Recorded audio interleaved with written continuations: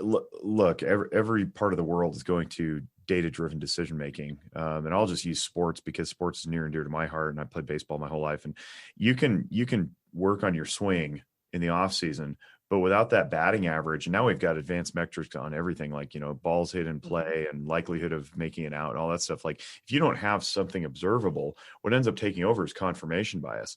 You can hit a couple of balls really, really hard and think that you're doing well, but your batting average is dropping, right? Because you're not connecting often enough. And same thing with behavioral change in children. If you're screaming 20 times a day and you drop down to 10, it still sounds like a lot of screaming. And so it can appear as though nothing has changed. So you need that quantifiable metric to help drive that home. And that's a logic exercise. And when people are in full limbic brain, in the emotional states because, their world is upside down or whatever, it's really hard to sit down with a pencil and paper and start tracking behaviors. So I get why it's difficult, but it's really necessary too. It also sterilizes the process of parenting too, I think, and people don't want to do that. They're like, I'm just, like I'm turning my kid into a robot, or I'm turning myself into a robot. And that's not true. Right. And I think one of the other it's absolutely not true. Yeah. One of the other really important things is, and again, I do a lot of work in the school, so it's specific to whatever context we're talking about, is really what we call the ratio.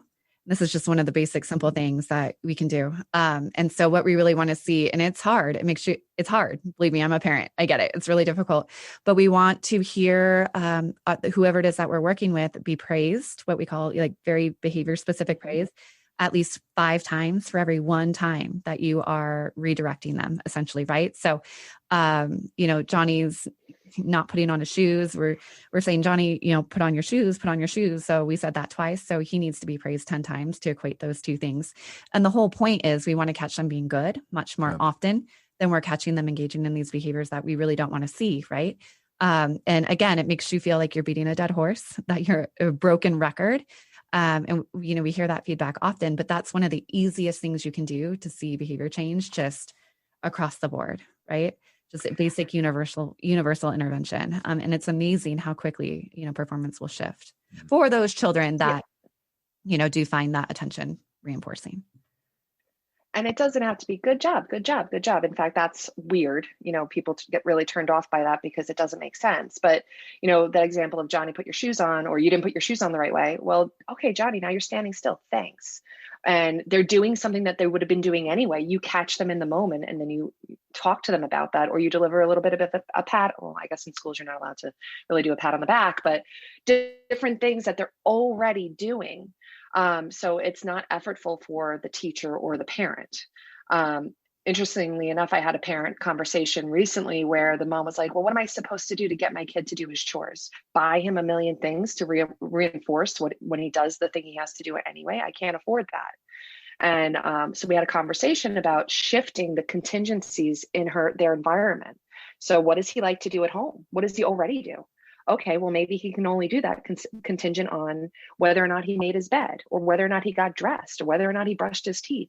And these are all things that when you get down to like the basics, parents will say, well, that's just parenting sometimes, because that's what behavior analysis is. We're just shifting what's already happening in the environment in a way to produce the best out of everybody that we possibly can. I'm really glad you said that, because I think sometimes this comes off as woo-woo or super soft or whatever it is that, you're just going to praise your kids. You need a hard line discipline with your children.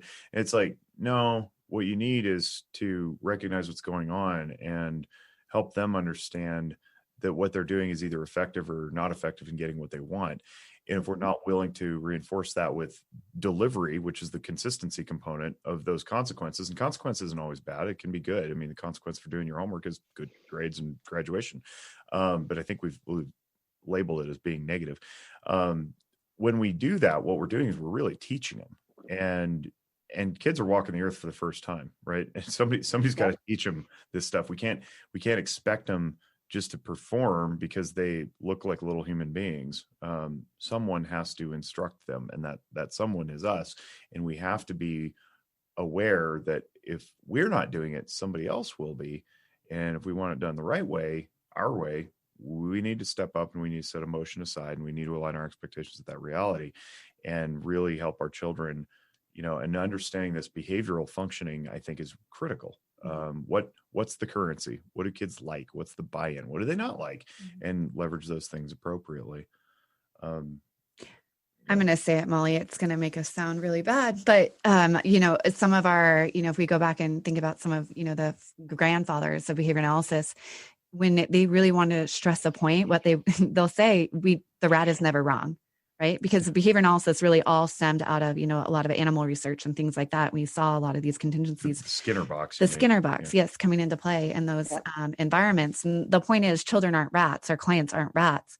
But we are the only ones that are controlling that environment that rat is in, right? And so as the adults, that's on us. The child is responding to what is present in the environment. And so it's up to us to arrange, like Molly's saying, those contingencies for them to have those positive outcomes. So how often do you run into parents who had an inconsistent upbringing of their own, and now they're trying to parent a child and the child seems to be running the home? How do you work with that? I'm married to one. Right. So that's even more frustrating. But it again is really trying to give that direct, immediate feedback to the parents. Molly, you can probably speak to this as well. Are you married to one too?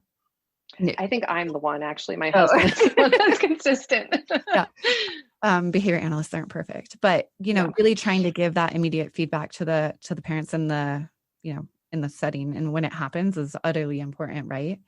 And then teaching them how to recognize the reaction of their child or what their child's doing, and kind of recognize how that happened. And we call it the ABCs. So really like outlining what happened before my kid did this, and then what did I do after. So really they can start to analyze, that entire contingency and start manipulating things themselves. I'm still working on my husband with that. So. Yeah. Well, and another thing, back to the data collection, sometimes like hardcore data, like, check it happened, check minus it didn't, or whatever, it's too much. So sometimes just journaling.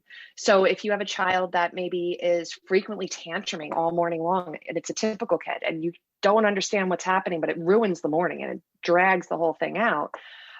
Maybe the parent can start journaling about what went on the night before. Did they eat dinner? Did they go to bed at a reasonable time? Did they stay up and watch video games or play video games all night? Did they get up in the morning and get right on the iPad? All of those little things, so they could start to see what was happening beforehand. And yes, it is environmental, but also there are going to be some physiological things that are happening that's out of our realm, but we want to make sure we're aware of those things and going to the proper sources to get insight on those things, like medical doctors, OT, PT, whoever else, to structure the environment so that they're likely to be more successful. Well, and speaking of physiology, I mean, fatigue and hunger, cold, hot, those affect us in ways that profound ways that we don't pay enough attention to. I think, why do adults get into arguments, around dinner time when you're in the kitchen trying to make something? Because you're hungry, and so if you got kids screaming and, they're snacking on things like, don't eat so much, you're going to ruin your meal. It's like, well, why am I angry? Oh, I myself probably should have a snack or a beer. You look like you're going to jump in. Oh, no, I'm just that you're exactly right. I'm thinking there's a lot of literature actually that, demonstrates how some of those physiological conditions will actually either escalate or, lead to an increase in problem behavior in the clients that we're working with. Constipation for one, right? Kids don't void for a number of days, and you will see like a significant increase in problem behavior. So being very aware of those things. And of course, again, in that instance, perfect behavior plan is not going to be effective, right? Because that's a physiological thing that we need to go refer out for, and let the medical doctors handle that. And lo and behold, right, Johnny's better. So keeping in mind all those various things. It's always Johnny or Timmy and Susie. Yeah, I usually do Johnny. I do Johnny too. I blame Johnny. But going back to the parenting though, if you've got a parent who's their parenting skills are, say, absent, they only know what they were raised with, and they were raised very poorly. They're functional, whatever. They're nice people, but they just don't have an understanding. Or you've got a parent who just has some decent instincts, but they don't have a parenting philosophy. There's no intention behind why they do it. How's the conversation work with regard to, hey, actually, it's not your kid, it's you? The long-term, and not to assign blame, that's not what I'm agreeing with this, but the long-term sustainable outcome is going to pivot on you.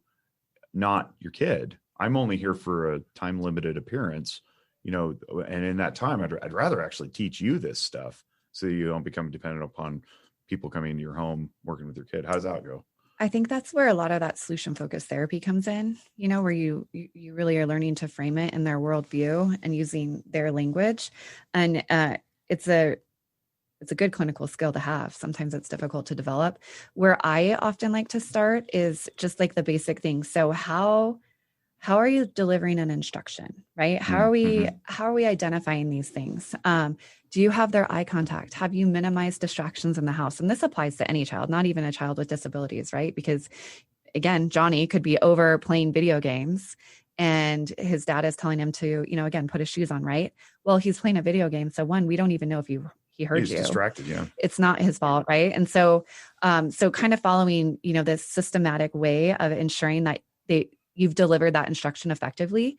And then also, one of the other big pieces is it even worth the battle, right? Mm-hmm. So that's something that parents need to stop themselves, teachers too, in the minute or in the moment and say, like, if this comes out of my mouth, am I willing to follow through? Right. Because if you don't follow through, then you've just given them an inch and they're going to take a mile, right? You're not consistent. So kind of identifying and working through just some of those basic steps first and then moving on from there. I agree. And then the next piece that I do, depending on the parent, sometimes I do this simultaneously, is I try to find that one little thing that we can make easy change with, if that exists, and use that database decision-making with that and show them that data and work on, okay, so this is how you did this, and this is what happened. You changed your behavior and then you got this outcome. And show them those differences. And the best way for me, at least the best thing I've seen is when they're collecting their own data and they're aware of their own behavior and then they're seeing the difference. And when they fall off, letting them know, like, you're gonna be inconsistent. This is likely gonna happen and it's okay. Because I think that's also very important. When the pressure's there to, they've learned how to, this tool to get the better outcome. And now the pressure's there to make sure they're always consistent. And this is, again, something maybe they haven't done in 30 years of their lives. Right. Giving them grace and letting them know and setting that precedence that they should give themselves grace for that. Otherwise, I think that the trust gets breached a little bit. And so you're less likely to get honest data from them and honest information. Yeah, sending the message that you didn't get here overnight and it won't get undone overnight is really key. To be patient and give yourself a nice long leash and be gracious. And I like that you said all those things. I think a lot of times parents are super hard on themselves because we do this comparison, right, on social media and broadly in culture and society. We're all looking over each other's fences to see whose kid is doing what. And if we have a belief in our head that our kid isn't doing the quote unquote proper thing or whatever, then we can start to get into a self-shaming cycle, which really is not helpful. And I think too, something that's probably worth being mindful of is that it's pretty hard to break a kid. Like they're really resilient, and this doesn't need to be this sterilized scientific experiment. Flow matters and things like instinct and just common sense. Like if you're yelling at your kid and he's crying, it's probably not working. Maybe shift strategies. And then you yourself can examine why you're yelling at your child, which goes back to something I wanted to bring up from earlier when we mentioned the difference between punishment and reward. I think was the word. Was it punishment? Reinforcement. Yeah. So there's a confusion, I think, in broader parenting circles that discipline has to be this fierce, almost violent act. Like, I'm disciplining you as I whack him with the belt. And I want to clarify the difference. I don't want to use my definition. I want to hear you two talk about it, the difference between punishment and discipline. Well, punishment is a technical term in our world where a reinforcer is withheld following the behavior. That's the technical type of it, the jargon of it. And it leads to a decrease in the probability of that behavior occurring again. But it's very problematic. The individual that contacts that punishment is likely to not engage in that behavior in the presence of the punisher. So sorry if I'm too jargony here, but the person that smacked him, if the smack is a punishment, they're going to not engage in that behavior in front of with that person. But when that person's not there,